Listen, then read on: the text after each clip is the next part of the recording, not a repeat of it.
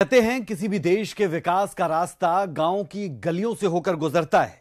नमस्कार, सूर्या समाचार के सभी दर्शकों का तहे दिल से स्वागत है। राज की बात लेकर हाजिर हूं मैं, राज ठाकुर, आपके साथ। आज बात होगी पंचायती राज संस्थाओं की, जिन्हें अब फंड खर्च करने का हक मिल चुका है। सबसे पहले आपको पंचायती राज संस्थाओं को मिली मनोहर सौगात के बारे में स्लैब वाइज समझाएंगे। साथ ही आपको समझाएंगे और दिखाएंगे कि इस सौगात के बाद पंच सरपंचों की क्या प्रतिक्रिया है। साथ ही जानकारी देंगे कि गांव के विकास के लिए मनोहर राज में क्या कदम उठाए गए हैं।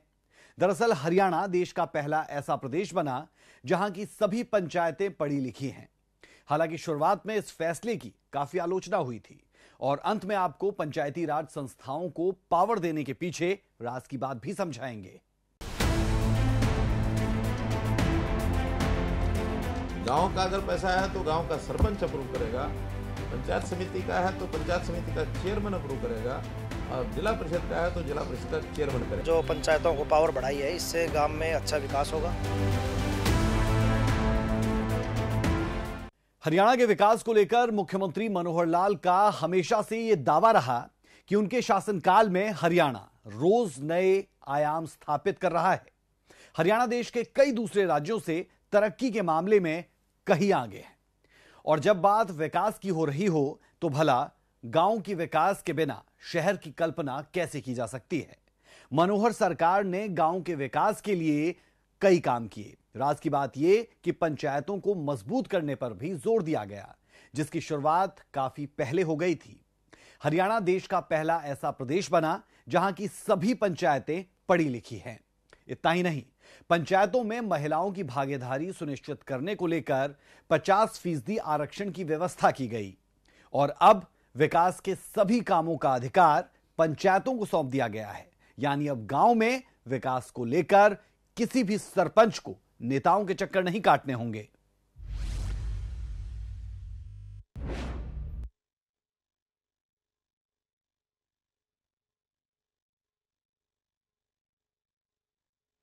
चेयरमैन करेगा। पंचायतों को मिल गई नई पावर, 2 लाख तक तोड़ दिया गया टेंडर का टावर।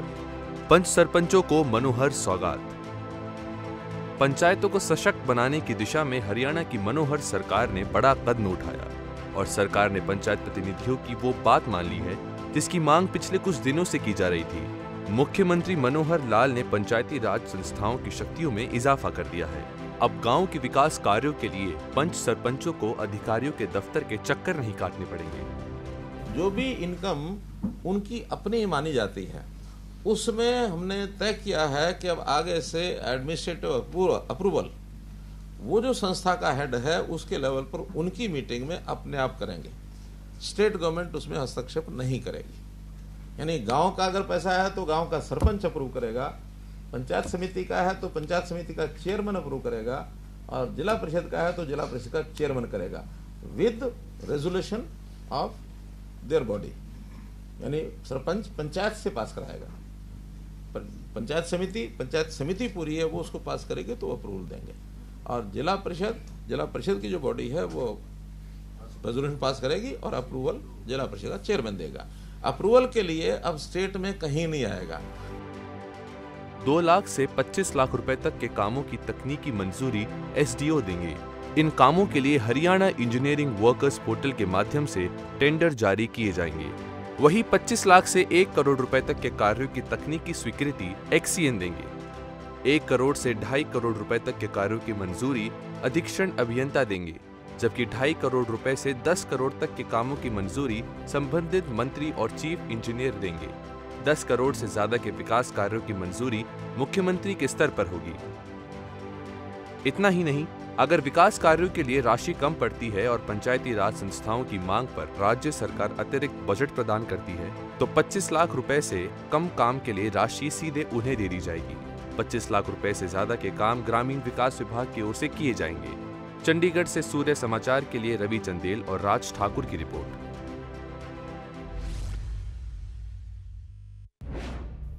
तो देखा आपने, निकायों और पंचायत संस्थाओं को उनका खुद बजट खर्च करने के अधिकार दिए गए हैं। इस पैसे को विकास कार्यों में खर्च करने के लिए अब चंडीगढ़ तक मंजूरी की फाइल नहीं आएगी। राज की बात यह कि गांव और शहर के विकास में पंचायती जनप्रतिनिधियों के अलावा विधायकों की भी अहम भूमिका होगी।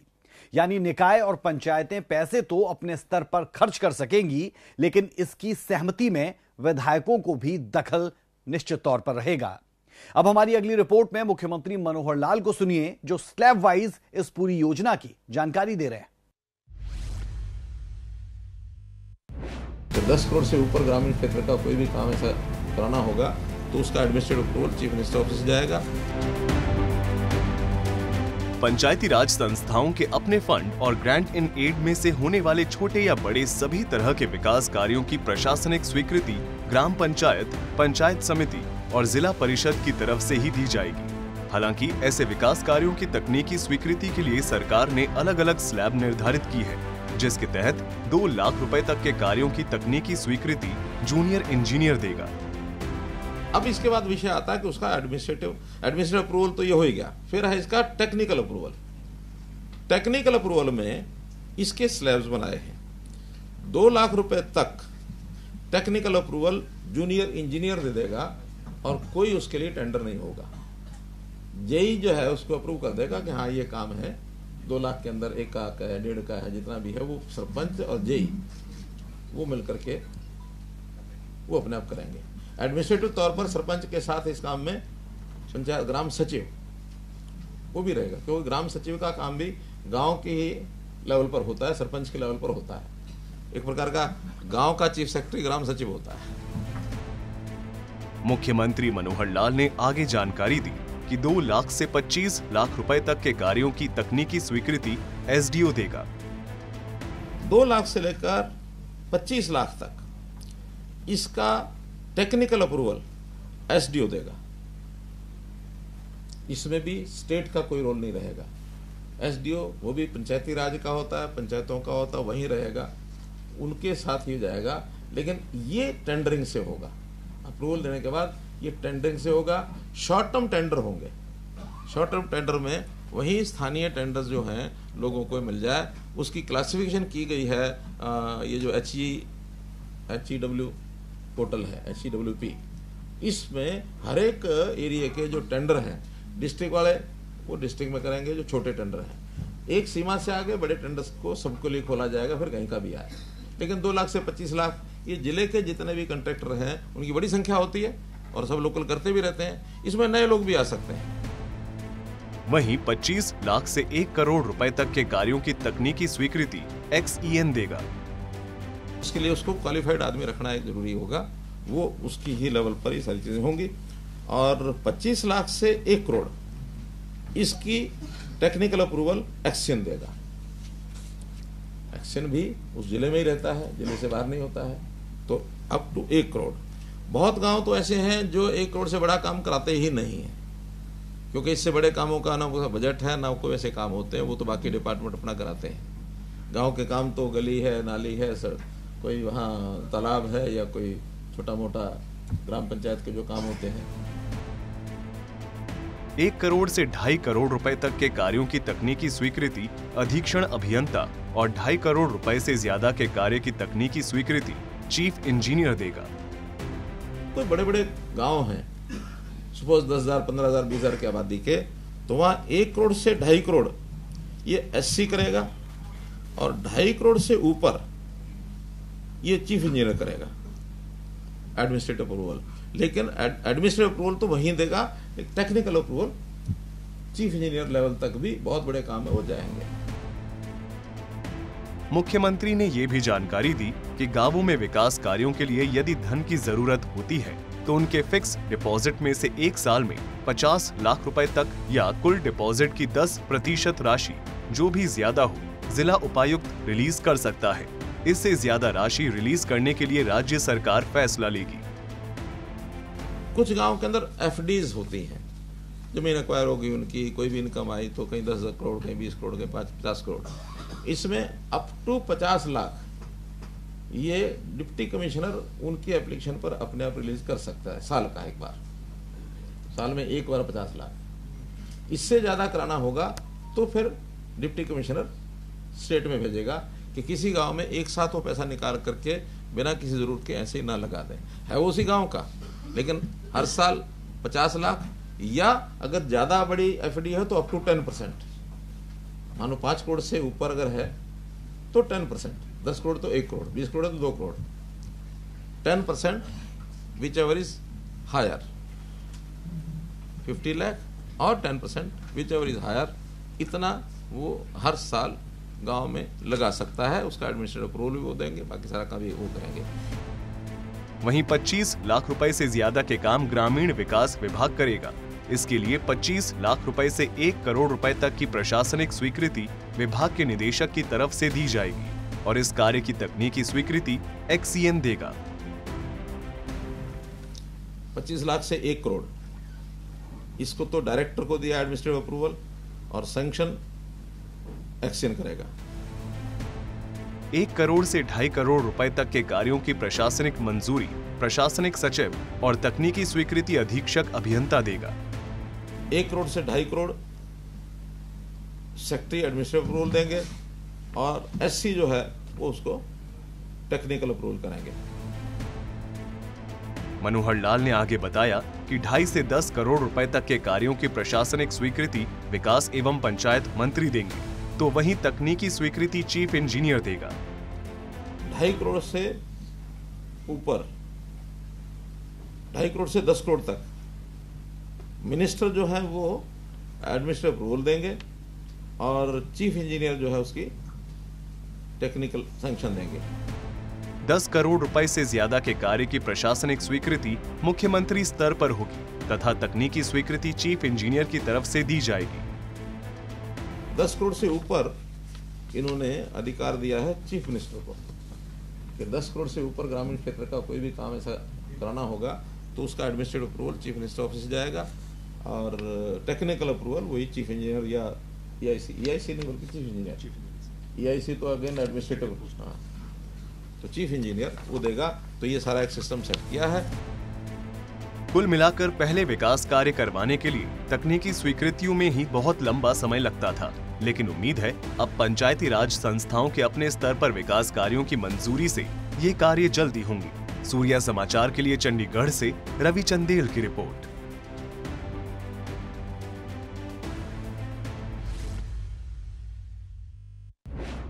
अक्सर आवाम की भलाई के लिए सरकार योजनाएं बनाती है, लेकिन वो धरातल पर कितनी उतर पाती है ये बेहद अहम रहता है। और यही वजह है कि खुद मनोहर लाल सभी कामों की समय समय पर समीक्षा करते रहते हैं। गांव के विकास के लिए मनोहर राज में कई कदम उठाए गए और इसका सीधा लाभ ग्रामीणों को मिल रहा है। आज हरियाणा देश का इकलौता ऐसा प्रदेश है जहां पढ़ी लिखी पंचायतें हैं। रिपोर्ट देखिए।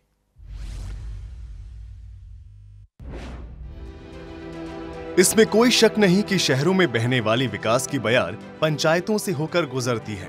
बावजूद इसके साल 2014 से पहले पंचायतों की बदहाली किसी से छिपी नहीं रही है। ग्रामीणों की हमेशा से ये शिकायत रही थी कि चुनाव के समय लोग लुभावने वादे कर वोट तो ले लिए जाते हैं, लेकिन चुनाव बाद सभी नेता गांव की उन गलियों को भूल जाते हैं जहां कभी वो वोट के लिए पैदल मार्च निकाले होते हैं। लेकिन साल 2014 के बाद जब से प्रदेश की कमान मनोहर लाल के हाथों में आई है, गांवों के विकास को लेकर एक के बाद एक कई ऐसे कदम उठाए गए हैं जिससे ग्रामीणों की जिंदगी मनोहर हुई है। गांवों में सीवरेज, पानी, बिजली, तालाब, स्वरोजगार जैसी समस्याओं को खत्म करने को लेकर मुख्यमंत्री मनोहर लाल ने पिछले 8 सालों में युद्ध स्तर पर काम किया है।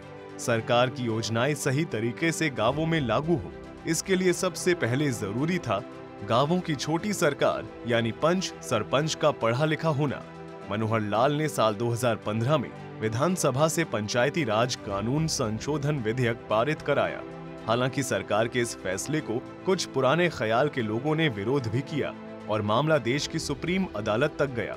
लेकिन वो कहते हैं ना, सच परेशान हो सकता है लेकिन पराजित नहीं। मनोहर लाल ने गांवों के विकास के लिए ईमानदारी से कदम उठाया था, लिहाजा सुप्रीम अदालत ने भी सरकार के फैसले को हरी झंडी दिखा दी और इस तरह हरियाणा देश की पहली पढ़ी लिखी पंचायत वाला प्रदेश बन गया। आपको बता दें कि पंचायती राज कानून संशोधन विधेयक 2015 के लागू होने से पंचायत चुनाव में सामान्य वर्ग के उम्मीदवारों के लिए मैट्रिक पास होना अनिवार्य हो गया है, जबकि महिला उम्मीदवार 8वीं पास होनी चाहिए।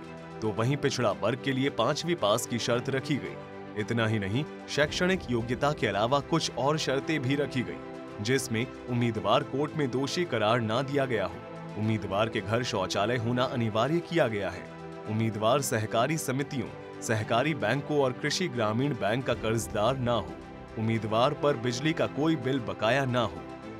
सरकार के इस फैसले का मकसद गांवों को एक साफ सुथरी छवि और पढ़ी लिखी सरकार देनी है, और सरकार के इस फैसले का असर भी दिखने लगा। पंचायती चुनावों में बड़ी संख्या में युवाओं ने हिस्सा लिया, साथ ही महिलाओं और पिछड़े वर्ग की भागीदारी भी बढ़ी है। सरकार का मानना है कि युवाओं के नए जोश और उमंग के साथ पंचायत को सभी मामलों में अग्रणी बनाया जा सकता है। हम 21वीं सदी में जी रहे हैं, हर दिन विश्व गुरु बनने के सपने के साथ सोते हो। आए दिन प्रदेश के मुखिया मनोहर लाल डिजिटल इंडिया को बढ़ावा देने की बात करते हैं। ऐसे में केंद्र या प्रदेश सरकार की नीतियों को प्रभावी तरीके से लागू करने के लिए ये बेहद जरूरी था कि पंचायतों की अगुवाई की जिम्मेदारी पढ़े लिखे सरपंचों के हाथ में हो।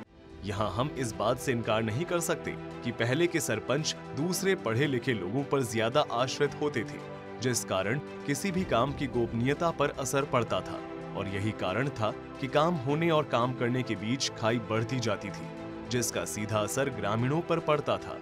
प्रदेश के मुखिया सीएम मनोहर लाल ने प्रदेश के विकास में पंचायतों की भूमिका को देखते हुए 26 जनवरी 2018 को 7 स्टार इंद्रधनुष योजना की शुरुआत की, जिसका मकसद उन ग्राम पंचायतों को सम्मानित करना है जो अपने पंचायत की चहुमुखी विकास में जुटी है। इसकी ग्रेडिंग और रैंकिंग के जरिए उन्हें सम्मानित किया जा रहा है। आपको बता दें कि ये ग्रेडिंग 7 पैरामीटर के आधार पर करवाई जाती है, जिसमें बेटियों के लिंगानुपात में सुधार, पंचायत का हर बच्चा स्कूल में होना चाहिए, स्वच्छता के क्षेत्र में पंचायत में बेहतर काम होना चाहिए, पंचायत में आपसी भाईचारा होना चाहिए, पर्यावरण बचाने के लिए पंचायत की ओर से काम किया गया हो, पंचायतों में सुशासन होना अनिवार्य है, पंचायतों के विकास में सामाजिक भागीदारी को भी अहम माना गया है। ये वो 7 पैरामीटर हैं जिन पर खरे उतरकर प्रदेश का कोई भी पंचायत इनाम का हकदार हो सकता है।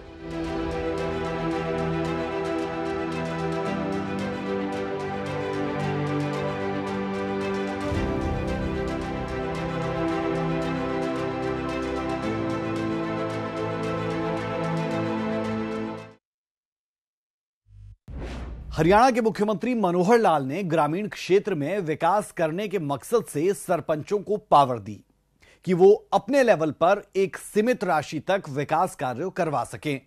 मुख्यमंत्री की इस घोषणा के बाद सूर्या समाचार गांव में सरपंचों से मिलने ग्राउंड जीरो पर पहुंचा और मुख्यमंत्री की ग्रामीण क्षेत्र में विकास और नई प्लानिंग को लेकर की गई घोषणाओं पर बातचीत की। सुनिए जरा क्या कुछ कहा। जो पंचायतों को पावर बढ़ाई है, इससे गांव में अच्छा विकास होगा।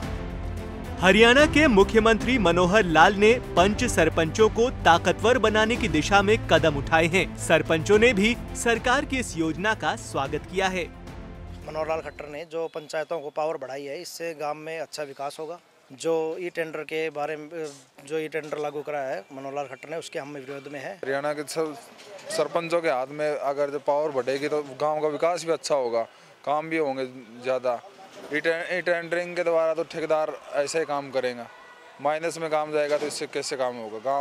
गांव का अधूरा तो विकास रहेगा, कुछ काम भी नहीं हो पाएंगे। इससे है कि सरपंचों की पावर बढ़ाई जाए। वहीं कई ऐसे पंच सरपंच हैं जिन्होंने ई टेंडरिंग का विरोध भी किया है।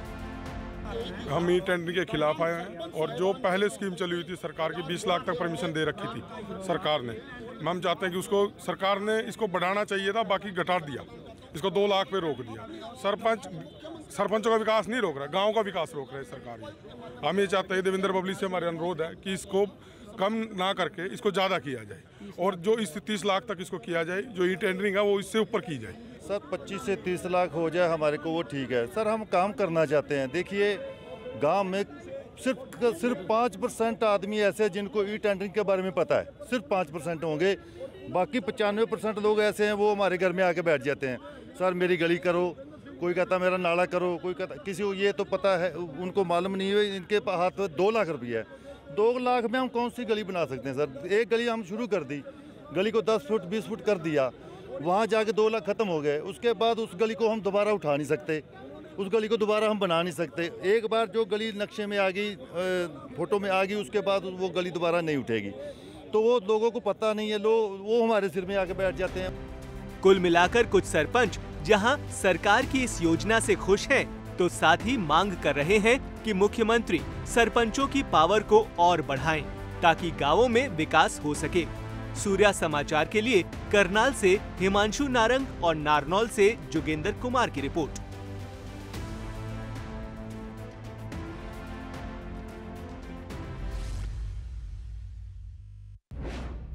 तो पंच सरपंचों की प्रतिक्रिया तो आपने सुन ली, लेकिन यहां यह समझना भी जरूरी हो जाता है कि सरकार की इस योजना के पीछे राज की बात क्या है। लोकल बॉडी के सभी बजट खर्च करने का अधिकार अब उन्हें ही क्यों दे दिया गया? समझने के लिए जरा ये रिपोर्ट आप देख लें।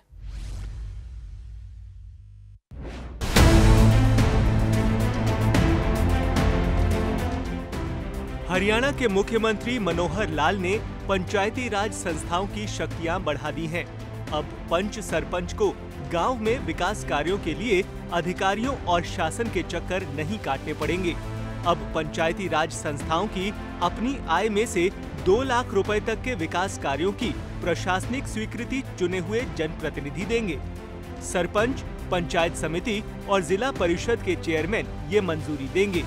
ऐसा करने के पीछे विकास कार्यों में तेजी लाना, भ्रष्टाचार को खत्म करना और विकास कार्यों में पारदर्शिता लाना मकसद बताया जा रहा है। उनको कठिनाई ना आए, उनका एक ही शिकायत रहती है कि अगर स्टेट से होके आता तो लंबा समय लग जाता है। स्टेट्स में फाइल जाती है, वो फाइल पड़ी रहती है, उनको चंडीगढ़ चक्कर काटना पड़ता है।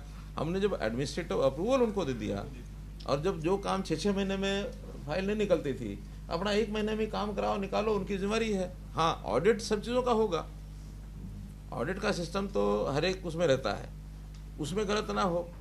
फिर गांव की जो वहाँ की उनकी पंचायत है, ज़्यादा से ज़्यादा हम ग्राम सभा का भी कुछ सोच सकते हैं बाद में कि भी यहाँ ग्राम सभा के सामने विषय रखें जो काम कराने हैं। ट्रांसपेरेंसी और स्पीडी काम हो, क्वालिटी अच्छी हो। मुख्यमंत्री मनोहर लाल ने आगे ये भी जानकारी दी है कि सरकार अपने राजस्व से गांवों और शहरों में आबादी के अनुसार विकास कार्यों के लिए 7% धनराशि आवंटित करती है। 2% राशि रिजर्व में रखी जाती है ताकि वित्तीय रूप से कमजोर पंचायती राज संस्थाओं और नगर निकायों को अतिरिक्त फंड मुहैया करवाए जा सके। इसी पैटर्न पर लगभग शहरों का भी ऐसे ही है, उसमें भी स्लैब्स यही हैं, लेकिन जितना पैसा उन शहरों का होगा वो सारा वही होगा। हम साल में 7% पैसा आबादी के हिसाब से गांव को, शहर को, जो हमारा सेल्फ ओन्ड वो जो रेवेन्यू है, स्टेट रेवेन्यू, उसका 7% वो उनको उससे ज़्यादा दे देते हैं। 2% उसमें से रिजर्व रखते हैं बाद में 9% तक, ताकि 2% जो अलग से सहायता जिस भी किसी कमजोर इकाई को पड़ती है उसको हम दे सकें। ये 2% का पैसा स्टेट में रखते हैं। पहले प्रशासनिक स्वीकृति के लिए फाइलें राज्य सरकार के पास जाती थीं। इस कदम से पंचायती राज संस्थाओं को बड़ी राहत मिली है और अब गांवों में विकास कार्य तेज गति से हो सकेंगे। सूर्या समाचार के लिए चंडीगढ़ से रवि चंदेल की रिपोर्ट।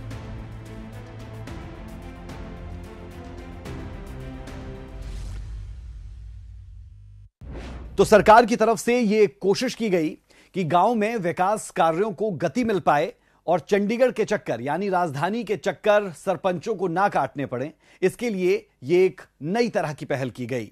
फिलहाल के लिए राज की बात में इतना ही। कल फिर मिलेंगे एक और खबर के साथ, जिसके हर पहलू की बारीकियों तक जाकर आपके सामने रखेंगे राज की बात। इजाजत दें, नमस्कार।